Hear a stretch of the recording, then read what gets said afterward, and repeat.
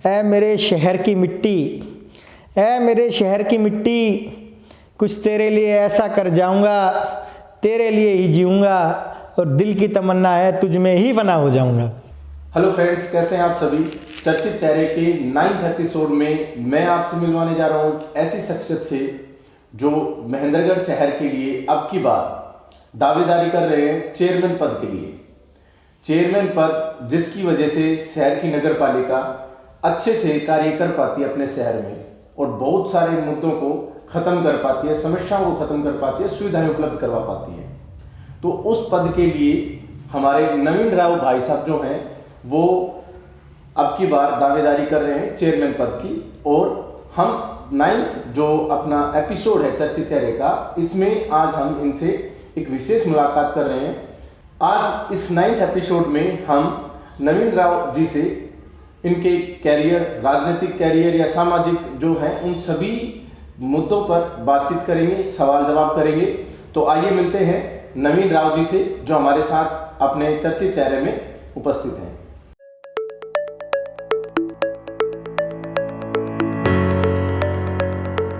नवीन राव जी, आपने चर्चित चेहरे शो के लिए टाइम निकाला, उसके लिए बहुत बहुत धन्यवाद। और आप हमारे शो में आए उसके लिए बहुत बहुत स्वागत। शमशेर जी, आपका भी धन्यवाद और आपके दर्शकों का भी धन्यवाद। समय जितना हमने दिया उतना ही आपने दिया है, यही आपका बड़पन है, तो आपको भी बहुत बहुत धन्यवाद। तो सर, हमारे खास तौर पर इंटरव्यू रहता है, तो इंटरव्यू के अंदर आप समझ सकते हैं कि सवाल जवाब भी होते हैं। तो मेरा प्रथम सवाल जो सबके जहन में आ सकता है, जो भी हमारे व्यूवर्स हैं उन सबके जहन में भी यही सवाल आएगा कि आप, पहली बात तो इंट्रोडक्टरी अगर हम बात करें तो आप महेंद्रगढ़ में कहाँ कैसे रहते हैं, आपकी क्या पारिवारिक स्थितियाँ हैं, बताएं कुछ उसके बारे में। सर, हम शमशेर जी पुराने शहर के बाशिंदे हैं। हमारी निकासी भी किसी गांव से नहीं है, हम पुराने महेंद्रगढ़ से बिलोंग करते हैं। और मेरा घर लगभग शहर के बीच में ही समझे आप, ग्यारट्टा बाज़ार के पास है, नत्थूवाला मोहल्ला, कोका बंगड़ी मोहल्ला, और शहर के ही बाशिंदे हैं। और पुराना अच्छा और एक बड़ा परिवार है, साधारण परिवार से बिलोंग करते हैं और बहुत ही अच्छा शिक्षित परिवार है मेरा। बहुत अच्छी बात। अच्छा, मैं ये जानना चाहता हूँ कि आपका जो करियर है वो किस तरह से रहा है, शिक्षा और करियर। सर, पिताजी का मेरे आकस्मिक निधन हो गया था, वो मुझे लगभग 6.25 साल का छोड़ गए थे। यानी जिस समय आप 6.25 साल के थे उसी समय हाँ, 1992 में मेरे पिताजी का आकस्मिक निधन हो गया था। तो वो उस समय मेरी उम्र 6.25 साल थी। उसके बाद मेरा पालन पोषण मेरी मदर ने ही किया। उनका मुख्य आय का स्रोत स्टिच वगैरह, सिलाई का काम करते थे। उन्होंने हमारा भरण पोषण किया। हमारी शिक्षा सुचारू रूप से चालू रही और शिक्षा हमारी 10वीं 10th तक तो विवेकानंद स्कूल में रही, 11th हाई सेकेंडरी स्कूल में, 12th DAV स्कूल में, और सारा जीवन शहर में ही बीता है। आज तक ऐसा कभी नहीं हुआ कि कभी किसी और शहर में हमारा रहना हुआ हो, 2-4-6 महीने हमारी शहर से गैर मौजूदगी रही हो, ऐसा कभी नहीं हुआ जीवन में। अच्छा। तो अब मैं बात करूँ शिक्षा के बाद या रहने के बाद, आपका जो करियर है यानी जो आय के स्रोत हैं वो क्या हैं, कैसे हैं। सर, मेरा खुद का बिजनेस है, मेरी फर्म है महादेव ट्रेडर्स, उसमें मैं ट्रेडिंग का काम करता हूँ।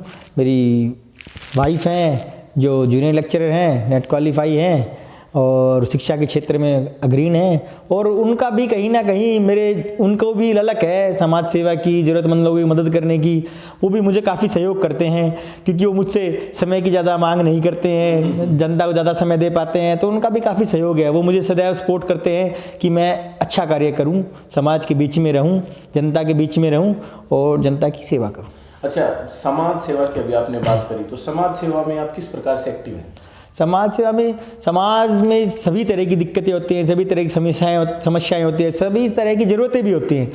भाई कोई भी ज़रूरत लेके आ सकता है। किसी की हारी बीमारी हो, किसी के बच्चे की पढ़ाई लिखाई में कोई समस्या हो, फीस में कोई परेशानी हो, और भाई किसी की ब्याह सगाई में कोई लड़की की शादी हो, हमसे जो बन पड़े। मैं सब कुछ तो नहीं कर सकता, पर जो भी मेरे हिस्से में जो मेरे से बने, जो मेरे से पड़े, तो हम आगा लेते हैं, काम करते हैं। और जहाँ भी जैसे गौ सेवा की बात आए तो समाज में संपूर्णतः भागीदारी रखते हैं। हमारी जहाँ भी ज़रूरत समाज में महसूस होती है, हम वहाँ जाते हैं। बहुत अच्छी बात, बहुत खुशी हुई इस बात को जानकर। अब मैं अगर सारे पॉइंट्स को इकट्ठा कर दूं, यानी आपकी शिक्षा, फिर उसके बाद कैरियर, आपके पारिवारिक और सामाजिक जीवन को, तो सब अच्छा चल रहा है। हर तरीके से। हाँ जी, और बिल्कुल। अब मैं ये जानना चाहता हूँ कि जब सब कुछ अच्छा चल रहा है तो राजनीति में आपके कदम क्यों बढ़ते जा रहे हैं?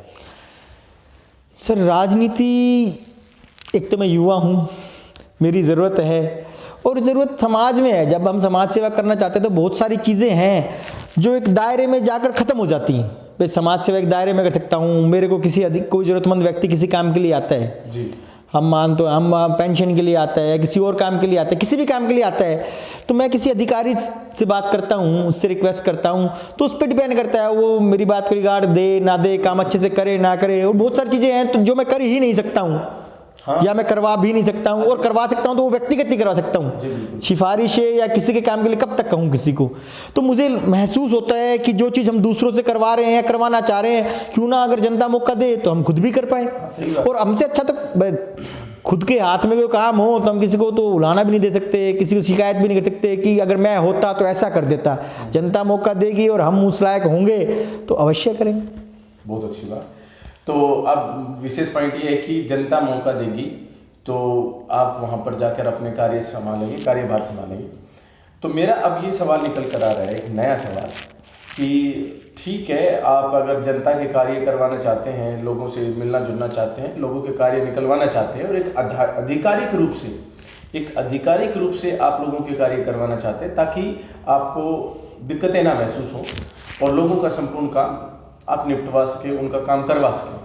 तो उसके लिए आप जैसे चेयरमैन पद के लिए, जैसा कि आपने मेरे को मिलते ही बताया था कि चेयरमैन पद के लिए आप उम्मीदवार हैं, तो आप जो अपना पार्षद वाला जो सेक्शन है उसके लिए भी तो आप चुनाव लड़ सकते थे। तो आप वार्ड से जा सकते थे, चेयरमैन का ही चुनाव क्यों? सर पार्षदी के लिए एक सीमित दायरा है। हम सीमित लोगों के काम करा सकते हैं, सीमित लोगों तक टच में रह सकते हैं और उसकी पावर्स भी सीमित ही हैं। पार्षद की प्रधान पद के लिए भाई जनता तो पूरे शहर की है। अच्छे बुरे लोग मेरे वार्ड से अलावा सारे शहर में हैं, अच्छे बुरे लोग जिनको ज़रूरतें हैं, जिनकी अब ज़रूरत कर सकते हैं, तो पूरे शहर में। और हम चाहेंगे कि हमें ज़्यादा जिम्मेदारियां मिले, हम ज़्यादा बखूबी उनको निभा पाएँ और ज़्यादा से ज़्यादा जिम्मेदारियां लेके और उनको बखूबी निभा के जनता को दिखाना चाहते हैं कि भाई हम युवा हैं, एक अच्छा कर सकते हैं और अच्छा करेंगे। मेरी आपको बताना चाहूँगा कि मेरी 34 वर्ष पूरे हो चुके हैं, 35वें वर्ष में चल रहा हूँ। एक उम्र का 35 वर्ष की उम्र का एक ये ऐसा पड़ाव है कि आप एक 50-55 साल के व्यक्ति की भावनाओं की कदर भी कर सकते हैं और एक 18 साल का युवा जो पहली बार अपने मत का उपयोग करेगा, आप उसकी भावनाओं को भी समझ सकते हैं। एक कहावत है, समय और समझ एक साथ बहुत कम लोगों को नसीब होती है। मैं मानता हूँ एक 35 वर्ष की आयु लगभग 35, 37, 33 एक ऐसा पड़ाव है जीवन का कि यहाँ लगभग 2, 4, 5, 7 साल समय ऐसे पीक के होते हैं कि आदमी पे समय और समझ दोनों एक साथ होती है और एक बहुत ही अच्छा तालमेल। और मैं तो ये कहूँगा कि जैसे जो जूनियर्स हैं यानी युवा जो कैंडिडेट्स हैं उनको, या जो सीनियर्स हैं, उन दोनों को साथ लेकर एक 35 वर्ष का उम्र का व्यक्ति चल सकता है। सर बिल्कुल, मैं कहूँगा युवा बिल्कुल एनर्जी से लबरेज होता है और इस उम्र में लगभग परिपक्व भी हो जाता है, तो दोनों का बहुत ही अच्छा एक तालमेल है। मैं आपको बताना भी, आपको पता है, आपको बताने की कुछ ज़रूरत नहीं है, लेकिन मैं फिर भी थोड़ी हल्की सी चर्चा करना चाहूँगा कि हम अखिलेश जी हैं यूपी के सीएम, वो भारत हमारे देश के सबसे बड़े राज्य के सीएम लगभग 38 वर्ष में बन गए थे। उनका कार्यकाल भी अच्छा रहा। और हालिया बात करें हम तो बिहार के इलेक्शन की बात करते हैं, 31 वर्ष में तेजस्वी जी हैं, वो बिहार की सबसे बड़ी पार्टी का नेतृत्व कर रहे हैं और बहुत ही अच्छा बखूबी सब कर रहे हैं, निभा रहे हैं। और हमारे खुद के राज्य की बात करें तो अपने दुष्यंत चौटाला जी हैं, 25 वर्ष की आयु में मेंबर ऑफ पार्लियामेंट बन गए थे, आज 31 वर्ष की आयु में हमारे राज्य के डिप्टी सीएम हैं और अपना कार्यभार भी बखूबी अच्छे से निभा रहे हैं। तो युवा होने का फ़ायदा तो है ही जी, क्योंकि हम ज़्यादा कर सकते हैं, समय ज़्यादा दे सकते हैं, जनता के बीच में ज़्यादा रह सकते हैं। 24 घंटे 7 दिन और 18 से 20 घंटे काम करने की कैपेसिटी रखता है एक युवा। ये बहुत अच्छी बात बताई आपने कि एक युवा जो है मीन्स 35 साल का एक जो युवा है, वो युवा खास तौर पे जूनियर्स और सीनियर दोनों को साथ लेकर बहुत अच्छा पड़ाव जीवन का होता है, जो निचले बिल्कुल जोशीले युवाओं का और परिपक्व लोगों का एक बहुत ही अच्छा सामंजस्य बैठा सकता है जी। तो अभी आपने थोड़ी देर पहले जैसे बातचीत की पार्षद और चेयरमैन की, तो अब यहाँ पर हम एक विशेष पॉइंट पर मैं चाहूँगा कि इस मंच के माध्यम से आप लोगों को जागरूक करें इस बारे में कि जो अब की बार जो इलेक्शन है वो इलेक्शन पहली बार की तरह नहीं है, वो पार्षदों से रिलेटेड नहीं होगा, वो चेयरमैन का एकल चुनाव होगा। तो आप उसके बारे में थोड़ा बताएं दर्शकों को। तो शमशेर जी, इस बार चुनाव हमारी सरकार ने प्रत्यक्ष करा दिए हैं। पहले की तरह ऐसा नहीं होगा कि पहले पार्षद चुने जाएंगे, फिर पार्षद अपने बीच में से ही एक प्रधान चुनेंगे। इस बार जनता पार्षद और प्रधान दोनों को हमारी जनता ही चुनेगी। जनता के बाद बहुत अच्छा मौका होगा, जनता जिसको आशीर्वाद देगी, जिसको प्यार देगी, वो प्रधान बन जाएगा। और ऐसा नहीं है कि पार्षदों का कोई रोल नहीं है। जनता पार्षदों को एक बार एक वोटर जाएगा बूथ पर तो एक ही समय में 2 वोट डाल कर आएगा, जो कि पहली बार होगा हमारी नगर पालिका में। एक मत अपना वो पार्षद के लिए उपयोग करेगा, उसी एक मत अपना वो प्रधान पद के लिए उपयोग करेगा एक ही समय में। पहले पार्षद के लिए ही होता था, पार्षद का ही चुनाव होता था, फिर सारे पार्षद मिलकर चेयरमैन को नियुक्त करते थे। अच्छा, ये चुनाव कहीं ना कहीं कुछ इस तरह से हो गया कि जैसे कि गांव के अंदर सरपंच और पंच के चुनाव होते हैं। बिल्कुल ऐसा ही है जी, अलग और सरपंच का अलग। ऐसे चुनावों से जनता को ज़्यादा ताकत मिली है। जनता को अपने मत का उपयोग, अपनी ताकत दिखाने का अच्छा मौका मिला है। और जनता अपना जो भी उनका जो लोकप्रिय उम्मीदवार है, जिसको वो चाहते हैं, जिसको आशीर्वाद प्यार देना चाहते हैं, जनता उनको सीधा भी चुन सकती है जी। तो जी, सीधे चुनाव के बहुत सारे फायदे हैं। अभी हमारे हालिया महेंद्रगढ़ नगर पालिका की तो दशा कहें, दुर्दशा कहें, आप वाकिफ़ हैं, आप भी हमारे यहीं से रहने वाले हैं। तो जी, सामंजस्य प्रधान और पार्षदों के बीच में बनता ही नहीं है। अब सीधा चुनाव है तो तालमेल अच्छा रहेगा। सामंजस्य बनाने की तो खैर सदैव जरूरत रहती है, जरूरी नहीं है कि हमें किसी से जरूरत है तो ही उससे सामंजस्य बैठाएं। पार्षदों से सामंजस्य की जरूरत तो अब भी है, आगे भी रहेगी, और सामंजस्य बैठाना भी चाहिए। लेकिन अभी हम अगर हालिया नज़दीक का जिक्र करें, कनीना का, अटेली का नगर पालिका का जिक्र करें, तो उनमें इलेक्शन के बाद 1 साल तक, 1.5 साल तक प्रधान पद का कोई चुनाव नहीं हुआ। मैं तो कहूँगा सीधे सीधे लोकतंत्र की हत्या ही है। जनता ने मत का उपयोग 1.5 साल पहले किया था और उनका अभी तक प्रधान का चुनाव ही समापन नहीं हुआ। बड़े कोई 1.5 साल बाद प्रधान बन रहे, कोई 2 साल बाद प्रधान बन रहे, और उसमें भी ज़बरदस्त तरीके से खींचातानी है, वो काम कर पाए ना कर पाए। सीधे चुनाव से एक फ़ायदा हमें ये भी है जी कि पार्षद किसी वार्ड से चुनकर आया और वो कोई प्रधान बन जाए तो ज़रूरी नहीं है आप उसको पसंद करते हैं या नहीं करते हैं। ये अब तो पूरा शहर जिसको पसंद करेगा, जिसको अपना उम्मीदवार समझेगा, जिसको मत देगा, अब वो चुनकर आएगा। और उसकी भी मजबूरी रहेगी कि वो भी बहाना नहीं बना पाएगा, उसको शहर के लिए काम करना पड़ेगा, किसी को दोषी नहीं बता पाएगा, और स्वयं को जिम्मेदारी लेनी पड़ेगी शहर के विकास की। और देखो जी, इसमें युवाओं को ज़्यादा मौका मिलेगा, युवा ज़्यादा चलकर आगे आएंगे। और हमारा देश तो, भारत देश तो विश्व में सबसे युवा है, यहाँ युवाओं की तादाद सबसे ज़्यादा है। हमारे 60 से 70% लोग युवा हैं, हमारे जो वोटर्स हैं। तो युवाओं को इसमें अच्छी भागीदारी होगी, युवाओं को आगे आने का मौका मिलेगा, हमें समाज के लिए, हमारे शहर के लिए काम करने का मौका मिलेगा। और जितनी हमें ज़्यादा जिम्मेदारियाँ समाज देगा, शहर देगा, उतनी बखूबी हम उनको निभाएंगे और अच्छा करेंगे।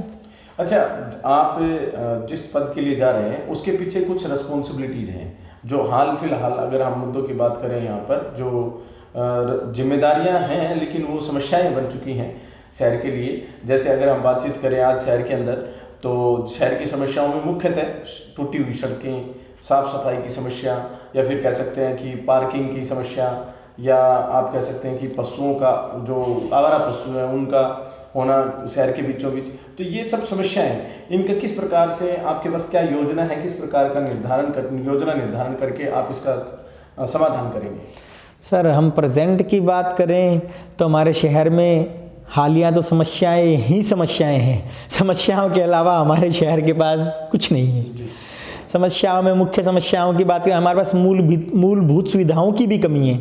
ना हमारे पास अच्छी सड़कें हैं, ना हमारे पास पीने लायक पानी है, ना हमारा शहर स्वच्छ है, आवारा पशु हैं, दिक्कतें ही दिक्कतें हैं, ना हमारी पार्किंग व्यवस्थाएं हैं। तो मैं ये कहूँगा, जो पिछले ये जो हमारा हालिया कार्यकाल चल रहा है नगर पालिका का लगभग 4.5 साल, ये तो समस्याओं का ही दौर है।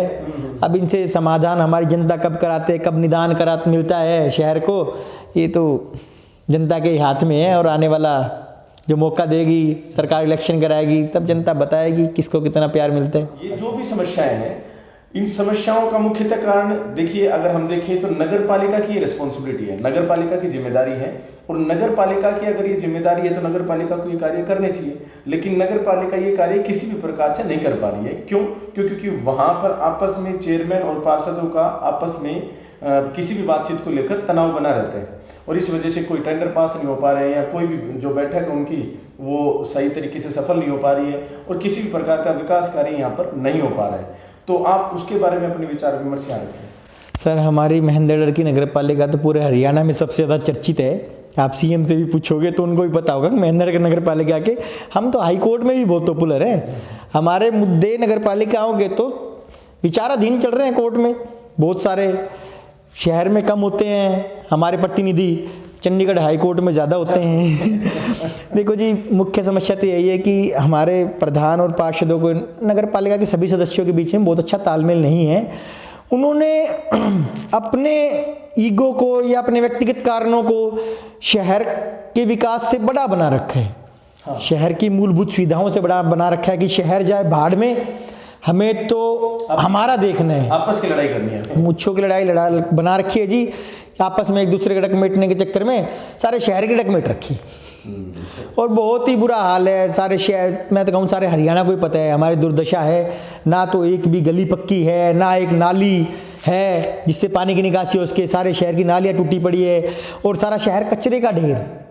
आवारा जानवर तो ऐसे हैं, ना कोई राहगीर बेचारा जा सकता है, ना कोई आ सकता है। जान माल की तो पिछले इस योजना में जान माल की इतनी हानि हो चुकी है। आवारा सांड, गाय, कचरा, हमारे पास यही है न, कुछ भी नहीं है जो नगर पालिका में दे सकती है। चाहे तो आज हमें मूलभूत सुविधाएं दे दे, लेकिन जनता की तरफ किसी का ध्यान नहीं है।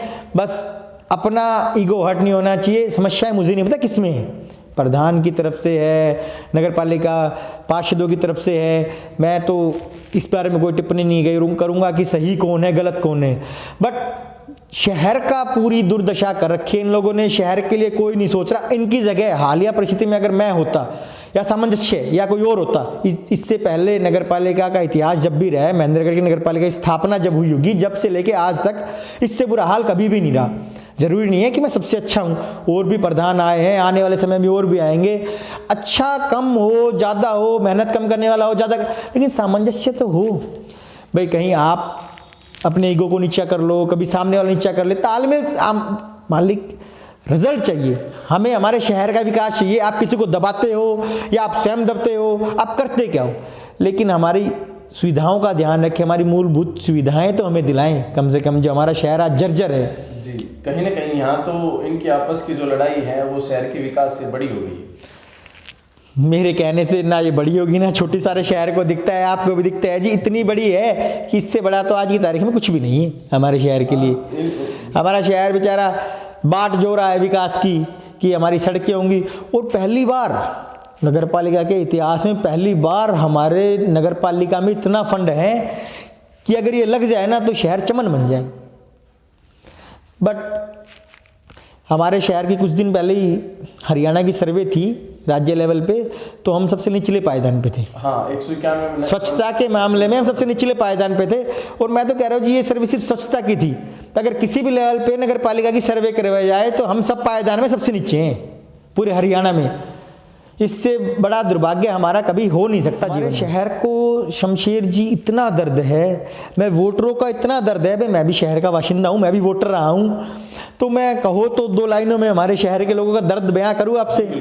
देखो जी, पार्षद या प्रधान कोई भी जनप्रतिनिधि, ये संवैधानिक पद तो है नहीं, हमने ही उनको चुनकर भेजा है, तो दोषी हम ही हैं। मैं तो यही कहना चाहूँगा सर, क्योंकि हमने हमारे मत का उपयोग किया जब ये प्रतिनिधि चुने, जब हमारी नगर पालिका में पहुँचे, जब हमारी नगर पालिका सुचारू रूप से चली। तो ये जनता, हम भी शहर के बीच में रहते हैं, सारा दिनचर्या का हिस्सा है शहर में रहना, तो हमारी जनता को बड़ा दर्द है कि उस दर्द को शब्दों में कहूँगा मैं कि रास्ते खुद ही तबाही के निकाले हमने। एक वोटर बोल रहा है, क्योंकि बटन तो वही दबा के आया था, भाई जनता ने चुना है, फिर नगर पालिका का गठन हुआ है, तो प्रधान भी उन्हीं के बीच में से बन रहे हैं। तो ये जो आम जनता है हमारी, जो आम वोटर है, उसका दर्द है रास्ते खुद ही तबाही के निकाले हमने, बटन दबा के बटन दबा के। रास्ते खुद ही तबाही के निकाले हमने, कर दिया शहर पत्थर दिल लोगों के हवाले हमने। पत्थर दिल लोग, इतने पत्थर दिल के लोग हैं हमारी नगर पालिका में, हालिया नगर पालिका में, कि स्वयं के अलावा शहर का कुछ नहीं देख रहे, ना शहर की दुर्दशा, ना शहर की परिस्थितियाँ क्या है, कि भाई आम लोगों को सड़क की ज़रूरत है, पानी की ज़रूरत है, स्वच्छता की ज़रूरत है, पार्किंग की ज़रूरत है। कुछ सुविधाओं के नाम पे तो एक ग्राम पंचायत हमसे लाख गुना अच्छी है। हाँ, पंचायतों में बहुत अच्छा। ग्राम पंचायतें आज नेशनल लेवल का अवार्ड लेती हैं। ग्राम पंचायतों में सारी गलियां, सारी फिरनियां, सब कुछ पक्का है, स्वच्छ जल की व्यवस्था है। हमारे पास तो सर बहुत दर्द है, मार्केट में पूरे दिन जाम रहता है, हम भी दिन में 10-20 बार बाजार में आना जाना होता है, तो हर जगह जाम। आज़ाद चौक पे जाम, सिनेमा रोड पे आप आधे घंटे बगैर जा ही नहीं सकते, और आज़ाद चौक पे तो आपको पार्क करने के लिए स्वयं उतर कर जाना होगा। 5-7-10 गाड़ियाँ सदैव आपको ऐसी खड़ी मिलेंगी जैसे उनकी घर की पार्किंग हो। लो जी अपने घर की पार्किंग में लगा के अब हम खाने सोने चले गए, हम तो अब दोबारा आएंगे जब आएंगे। शहर का जी ब्रह्मदेव चौक है, रेलवे रोड है, पार्किंग की सर कोई व्यवस्था ही नहीं है। अगर किसी को मेडिकल इमरजेंसी हो ना, तो आपके घर के सदस्य की या किसी मिलने वाले की, आप किसी को पेशेंट को लेकर जा रहे हो ना, तो उसकी जान चली जाएगी, पर कोई संभालने वाला नहीं है। आपको आधा घंटा भी लग जाए जाम में, 40 मिनट भी लग जाए, सामने वाला अपनी मर्जी से आके पार्किंग से गाड़ी हटाएगा तो हटाएगा, अन्यथा प्रशासन की कोई आंखें नहीं खुली है, प्रशासन कोई एक्शन नहीं लेना चाहता है, हमारी नगर पालिका कुछ नहीं करनी चाहते। तो देखो जी, अपनी लागे हित में, पराई लागे हित में, कि भाई उस दर्द को हम महसूस नहीं कर पाएंगे, क्योंकि मेरी फैमिली से ऐसा कभी हुआ नहीं। अगर मेरी मदर बीमार हो जाए, मेरे परिवार में कोई बीमार हो जाए, अगर उसको मुझे हॉस्पिटल लेके जाना पड़ेगा ना, तो उस दर्द, उसकी सिचुएशन आप पूछ के देखो, मालिक जान चली जाएगी अगर किसी के पास समय कम हो। लेकिन हमारे शहर की बहुत बुरी तरह दुर्दशा है। शहर इतने टूटे हुए हैं कि आप कुछ भी लेकर जाए, पैदल चलोगे तो भी इतनी धूल उड़ती है, और हमारे व्यापारी भाई तो इतने ठंडे हैं, इतने सीढ़े कहूँगा। और खैर हमारे शहर के लोग ही बहुत शांत हैं। व्यापारी वर्ग है, पूरे दिन बेचारे दुकान पे बैठ के हैं, अपने बच्चे भरण पोषण सबको, पेट का सवाल है जी, बच्चे पालने होते हैं, पूरे दिन दुकान पे व्यापार करते हैं, 2 पैसे कमा के ले जाने के लिए, घर अपने बच्चे पालने के लिए। लेकिन सारे दिन भर में दुकान पे इतनी धूल मिट्टी खा लेते हैं कि क्या आप तब भी टेस्ट कराएं, अपना बॉडी चेकअप कराएं। ये आने वाले समय में यही परिस्थिति और साल 2 साल रहेगी ना, तो हमारा आधे ज़्यादा शहर दमे का मरीज मिलेगा। धूल मिट्टी की वजह से भयंकर धूल मिट्टी है, कुछ है नहीं जी। कच्चे रास्ते भी अच्छे हैं हमसे, मेरे शहर की सड़कों से तो कच्चे रास्ते भी अच्छे हैं। शहर की व्यवस्थाएं तो इतनी बुरी हैं, हम अगर 11 हट्टा बाज़ार में जाएं, आज़ाद चौक से कॉलेज रोड पर जाएं, तो नथुराम पन्नालाल की मिल के पास, तो मेरे घर के बहुत ही नियर है, उसका जो ढक्कन है ना होल का, जो नाले के ऊपर होल बनाते हैं हम सफाई के लिए, उस होल का ढक्कन टूटा ना 2 से 2.5 साल तक। सब लोग, शहर का मुख्य रोड, यहाँ से पार्षद भी जाते हैं, प्रधान भी जाता है, और पूरा शहर उसके ऊपर से सबका एक बार आना जाना हो जाता है। कभी कोई बेचारा साइकिल वाला गिर गया, कभी कोई मोटरसाइकिल वाला गिर गया, गाड़ियों के टायर फट गए, जान माल की बहुत हानि हुई। बट आंखें मूंद रखी है हमारी नगर पालिका ने, मौन है। और यही हाल हमारे मेरे घर के नज़दीक नत्थो वाली माता के पास एक नाली के ऊपर पुल टूटा हुआ है। वो नाली का पुल शायद 10 साल पहले बना हुआ है, उससे पुराना बना हो, वो टूटा हुआ है जी। दोनों खड्डों को मिलाकर, जो दोनों होल और उस पुल के टूटे हुए की बात करूँ, तो मुझे लगता है, जहाँ तक मेरी नॉलेज है, 10 लाख से ऊपर तो हमारी लोगों की गाड़ियों के टायर फट गए होंगे। बताओ। और जो गिरे पड़े बाइक वाले, 2 व्हीलर वाले, तो उनको किसी का हाथ टूट गया, बहुत इंजरीज हुई है, लेकिन कोई संभालने वाला नहीं है, किसी को कोई परवाह नहीं है। और बारिश हो जाती है जब, तो जी कुछ दिखता ही नहीं है, तो शहर में पानी ही पानी होता है, ऐसे लगता है जैसे जोड़ में घर बना रखा हो, ऐसा फील होता है। दुकानों में पानी चला जाता है, दुकानों में खुले होल थे, उसमें शिविर के ढक्कन नहीं है आधे ज़्यादा शहर के, कोई ऊपर है कोई नीचे है, लोग उनमें गिर जाते हैं, तो बहुत भारी नुकसान होता है बरसात के समय में। तो किसी को पता नहीं चलता है, 2 व्हीलर पे कोई आप अपने परिवार को लेकर, माता को, किसी बहन को लेकर बैठा के जा रहे हैं, वो स्लिप हो गई, वो खड्डे में गिर गई, पर जी कोई सुध नहीं ले रहा हमारे शहर की, बहुत ही बुरा हाल है। तो भाई साहब, शहर की बहुत ही दुर्दशा है। और शुरुआत करते हैं, आपने मेरे से पहला सवाल किया था कि आप राजनीति में क्यों आना चाहते हैं। सर, शहर की दुर्दशा देखते हैं तो बहुत पीड़ा होती है, और मैं किसी से उम्मीद रखूँ कि शमशेर जी कुछ करेंगे, तो पहला दायित्व तो मेरा अपने प्रति बनता है कि भाई क्यों ना मैं करूं ऐसा। तो मैं भी अपनी शहर के प्रति दायित्व, अपनी जिम्मेदारी समझ के मैं चाहता हूं कि मैं ऐसा कर सकता हूं। तो मैं शहर की पीड़ा को देखते हुए मुझे लगता है कि मुझे भी करना चाहिए एक अच्छा प्रयास। अगर मैं आज यहाँ होता तो शहर कुछ और होता। और कभी मौका दिया हमारी जनता ने और ऐसा हुआ तो शहर को बहुत आगे लेकर जाएंगे।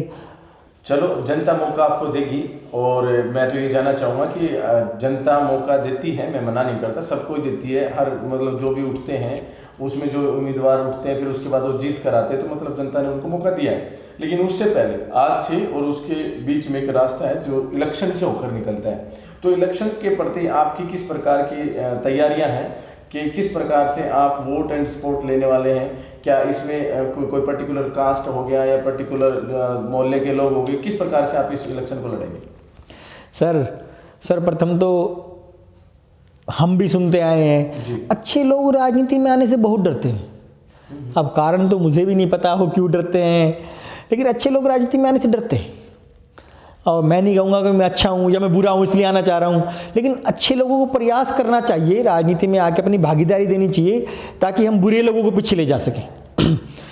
अच्छे लोग राजनीतिक सक्रियता कम रखते हैं, इसलिए बुरे लोग हमसे आगे निकल जाते हैं, और जो शहर का बुरा हाल है ये भी आप देख सकते हो। तो अच्छे लोगों को राजनीति में आगे आना चाहिए, अच्छे प्रयास करने चाहिए। और जब मैं किसी से उम्मीद करूं कि मैं किसी से ये कराऊंगा, कोई आने वाला प्रधान होगा उससे मैं ये नाली बनवाऊंगा, ये सड़कें बनवाऊंगा, तो मैं खुद ही उस चीज़ के लिए प्रयास करूं। जो मैं दूसरों से उम्मीद रखूंगा वो मैं स्वयं कर पाऊंगा, और मुझे करना भी चाहिए। तो इसलिए ललक है समाज के काम करने की और समाज के लिए अच्छा करने की, इसलिए मैं सोचता हूँ कि मैं स्वयं इस जिम्मेदारी को लूँ और इसको निभाऊँ। और जी तैयारियाँ तो क्या तैयारियां हो सकती है जी, तैयारियां करने की कोई ज़रूरत नहीं है। सब पिछले 15-17 साल से जब से मैं काम धंधा करने लगा हूँ, बाज़ार में बागडोर संभालने लगा हूँ, घर से निकलने लगा हूँ एजुकेशन के बाद, तो जी समाज में ही रह रहा हूँ 15-17 साल से, तो मिलना जुलना सभी से पहले से ही है, इसके लिए कोई विशेष तैयारियों की ज़रूरत तो नहीं है। और आप करते जी, आपने कहा आपके एक सवाल में आया था कि कोई जातिगत भी कुछ आया था, तो मालिक वो दौर गया, वो बहुत पुरानी बातें हैं जब जातिगत लोग इलेक्शंस को देखते थे या जाति के लिहाज से लोग चुने जाते थे। तो सर आजकल के चुनावों में जाति कोई मुद्दा नहीं है, लोग सभ्य हो गए हैं, समझदार हो गए हैं, पढ़े लिखे हो गए हैं। जाति की बात है जब लोग कम समझदार थे या ना समझ लोग कहो आप, और जाति तो खैर ऐसा कभी से कोई मुद्दा नहीं रहा है। मैं कहूँगा किसी को भी कि कोई भी व्यक्ति जो मेरे विचार सुन रहे हो, आपका ये चर्चित चेहरा एपिसोड देख रहा हो, वो कोई भी व्यक्ति दर्शक जो ये देख रहा हो, वो अपनी आत्मा पे हाथ रख के आंख बंद करके एक बार अपने आप से सवाल करे कि उसके जीवन में जो भी उतार चढ़ाव रहे हैं, जब भी दुख सुख में, उसके नज़दीक की व्यक्ति कौन है। जहाँ तक 80 या 90% लोगों की सर्वे होगी उसमें आपको ये देखने को मिलेगा कि उसकी जाति के अलावा, उसकी जाति के लोग भी होंगे, उसके अलावा अन्य जाति के लोग भी होंगे, 36 बिरादरी के लोग होंगे जो उसके लिए सदैव उसके लिए खड़े रहते हैं, जो उसके सदैव काम आए हैं, जो उन्होंने उसके लिए वो किया है जो उसके अपने लोग भी नहीं कर पाए। वो 36 बिरादरी के लोग होते। मेरा खुद का मानना है जी, मैं खुद 36 बिरादरी जुड़ा हुआ हूँ, मेरे मित्र हैं, अच्छे मित्र हैं मेरे, पंजाबियों में, बनियों में, ब्राह्मणों में, अपने हरिजनों में, वाल्मीकियों में, सैनी समाज से, सारे शहर में रहते हैं तो शहर के लोगों से ही तालमेल रहेगा। 36 बिरादरी में ऐसे मित्र हैं जिनके लिए हम भी जान दे सकते हैं, जो हमारे लिए भी जान दे सकते हैं। तो भाईचारा मजबूत होना चाहिए, जातिगत तो कोई मुद्दा ही नहीं है। और कहो तो मैं इस पर एक आपको चंद लाइनों का इस्तेमाल करके जातिगत कुछ कटाक्ष भी कर सकता हूँ मैं आपको। जरूर। सर ये पुराने ना समझ लोगों की बातें थी, जातिगत अब ऐसा कुछ नहीं है। इनके लिए 2 लाइनें बोलता हूँ मैं, जैसे कि हमारे देसी हरियाणी में कहावत है पुरानी कि चोर मानस बात करेगा रात की, चोर मानस बात करेगा रात की, क्योंकि जी अधिकतर चोरियाँ रात को ही होती हैं तो चोर मानस बात करेगा रात की और नकली मानस बात करेगा जात की। तो जातिगत तो कोई मुद्दा ही नहीं है। जातिगत तो लोग समीकरण बिगाड़ना चाहे, लोगों को बरगलाना चाहे, तो इसलिए जाति का इस्तेमाल करते हैं। बाकी भाईचारे के बीच में ये जो चुनाव है ना जी, प्रत्यक्ष, जो पहली बार प्रत्यक्ष चुनाव होगा हमारी नगरपालिका का, जो जनता प्रधान को चुनेगी, उसका सबसे बड़ा फायदा यही है कि जातिगत कोई नहीं है, जिसको जनता चाहेगी चुन पाएगी। जो सीधा चुनाव होगा पहली बार, तो लोगों को पता भी चल जाएगा कि कितनी जातिगत समीकरण है, क्या है क्या नहीं है। सबका सबसे भाईचारा है, बहुत अच्छा पहली बार चुनाव होगा, बहुत अच्छा होगा। और इसमें आप आने वाले समय में आप और हम यहीं रहेंगे, आपको दिखेगा कि जातिगत कोई प्रभाव नहीं है जी। बहुत ही अच्छा साक्षात्कार रहा आपके साथ नवीन जी। आपने सभी जो सवाल थे उन सभी के स्टिक आंसर्स दिए और सभी जवाबों से हमारे जो व्यूअर्स हैं वो कितना सेटिस्फाई होते हैं, नहीं होते, किस प्रकार के उनके नए सवाल उमड़ कर आ रहे हैं, वो हमें कमेंट के माध्यम से कमेंट सेक्शन में जाकर हमें पूछ सकते हैं, बता सकते हैं। तो आपका यहाँ पर समय देने के लिए बहुत बहुत धन्यवाद। आप चर्चित चेहरे शो में आए और आपने इतना समय दिया, उसके लिए बहुत बहुत धन्यवाद सर। धन्यवाद शमशेर जी, आपका जी हमसे भी ज़्यादा है, आप हमसे भी अच्छा दायित्व समाज का निभा रहे हैं। आप हमारी आवाज़ें, जनता की आवाज़ें, जनता की समस्याएं जनता के समक्ष पहुंचा रहे हैं। आप बहुत अच्छा कर रहे हैं, आपका शो भी बहुत अच्छा है। आप समय से बड़ी पूंजी कुछ नहीं है जी। आप अपना समय लगा रहे हैं, तो इससे बड़ी आप अपनी सारी पूंजी लगा रहे हैं। आप भी समाज में एक बहुत अच्छा दायित्व अपना निभा रहे हैं, तो उसके लिए हम भी आपको धन्यवाद कहेंगे। और बहुत बहुत धन्यवाद आपका, और सभी दर्शकों का बहुत बहुत धन्यवाद।